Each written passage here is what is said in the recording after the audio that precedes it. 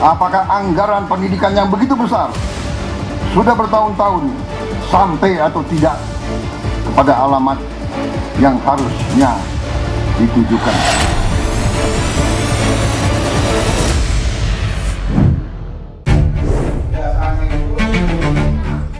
Kasus penahanan ijazah oleh sekolah akibat tunggakan biaya menjadi persoalan serius. Tak hanya di Jakarta, persoalan serupa juga terjadi di sejumlah daerah.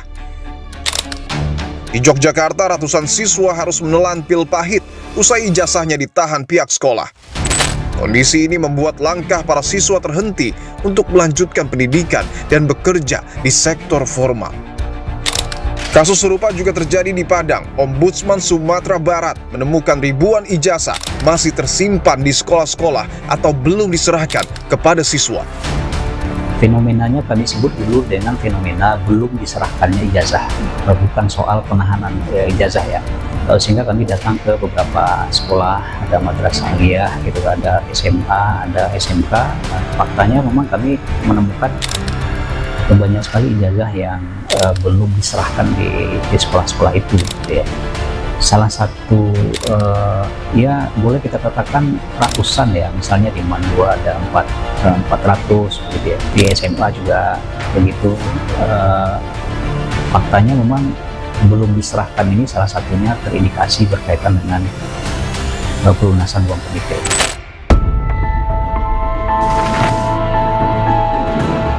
Sementara di Lampung, Dinas Pendidikan dan Kebudayaan Provinsi Lampung menyatakan terdapat 21.000 ijazah siswa-siswi yang ditahan oleh pihak sekolah. 13.000 ijazah merupakan ijazah sekolah menengah atas dan 8.000 ijazah merupakan ijazah sekolah menengah kejuruan. Sejauh ini Dinas Pendidikan dan Kebudayaan Provinsi Lampung telah membagikan 11.272 ijazah yang sebelumnya ditahan oleh pihak sekolah. Di Garut, Jawa Barat, SMK Negeri 10 Garut menyerahkan ratusan ijazah yang sebelumnya sempat tertahan. Langkah ini tak lepas dari dorongan Gubernur Jawa Barat, Deddy Mulyadi, yang meminta penyerahan ijazah dipercepat. Pemprov Jawa Barat mencatat ada 320.000 ijazah siswa SMA swasta masih tertahan di sekolah. Gubernur Jawa Barat pun memberikan ultimatum, jika sekolah tak menyerahkan ijazah, bantuan dari pemerintah akan dihentikan. Dan kebijakan yang akan saya ambil adalah pemerintah Provinsi Jawa Barat akan membayar seluruh tunggakan itu 100%. Tetapi dengan catatan seluruh bantuan BPMU akan kami hentikan dan kami hanya akan memberikan bantuan beasiswa untuk seluruh rakyat Jawa Barat yang miskin.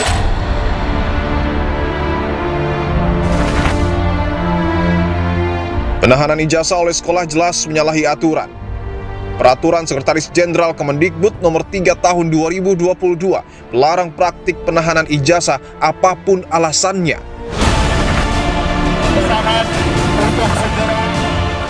Ketika ijazah disandra, harapan masa depan terlunta akibat ketidakpastian. Sampai kapan cermin buruk dunia pendidikan ini terjadi? Sudah saatnya pemerintah dan sekolah hadir sebagai jembatan bagi anak bangsa melangkah raih kesuksesan di masa depan.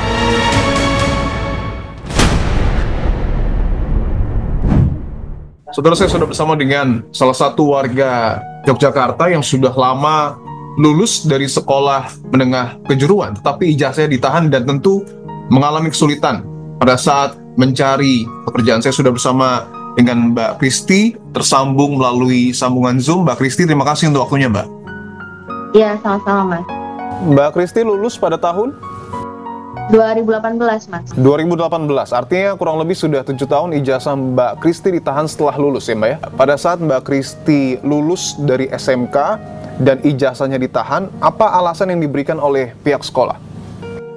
Alasannya kan karena masalah ekonomi. Bapak saya udah lama meninggal, jadi kan saya harus bekerja juga, Mas, untuk menghidupi ibu saya. Nah, semenjak ijazah ditahan itu, pasti kan yang menerima saya kan hanya sebagai mungkin penjual di pinggir jalan, dan secara dengan bekerja seperti itu benefitnya kan pasti juga tidak menentu ya, Mas ya. Paling banyak itu paling sekitar cuma 1 juta rupiah. Itu pun saya harus menghidupi ibu saya gitu, dan juga rumah kan juga harus ada yang dihidupin Mas, mungkin beli listrik dan sebagainya. Nah, disisihkan untuk mencicil untuk membayar sekolah, jujur saya belum mampu juga gitu. Nominalnya berapa saat itu, Mbak? Sekitar 7,5. 7.500.000. Ya. Oke.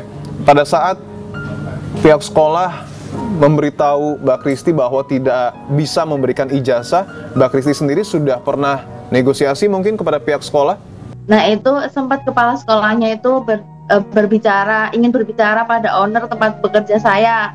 Kalau semisal gaji saya dipotong buat membayar sekolah, tapi kan ya namanya yang kebutuhan kan nggak ada yang tahu juga ya Mas, kalau semisal gajinya cuma sedikit dan harus dipotong kan nanti kebutuhan saya sendiri nggak cukup gitu. Oke. Tapi dari Mbak Kristi sendiri masih ada keinginan tidak agar ijazahnya bisa diberikan kepada Mbak Kristi? Pasti adalah Mas, kan bisa buat daftar yang pekerjaan yang lebih dari yang saya kerjakan sekarang. Oke. Setelah lulus dan tidak diberikan ijazah oleh pihak sekolah, sempat kesulitan untuk mencari pekerjaan? Sulit dong Mas. Sulit ya? Pasti kan perusahaan-perusahaan kan juga pasti minimal ada ijazah dan nilai rapot kan pasti yang dicari. Kemarin kan ada beasiswa kuliah. Saya juga mendaftar tapi ditolak gara-gara tidak ada nilai raport. Oke.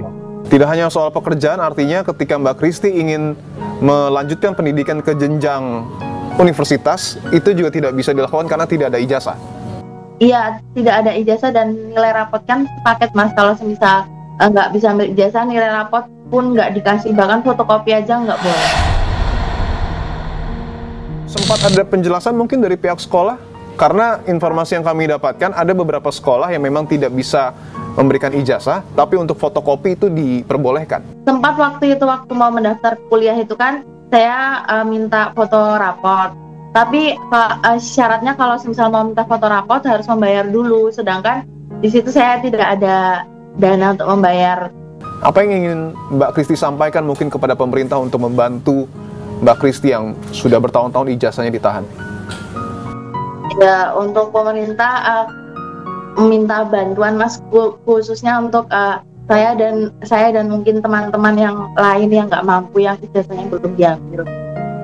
Oke. Buat kita semakin mencari pekerjaan mungkin atau pendidikan yang lebih tinggi lagi.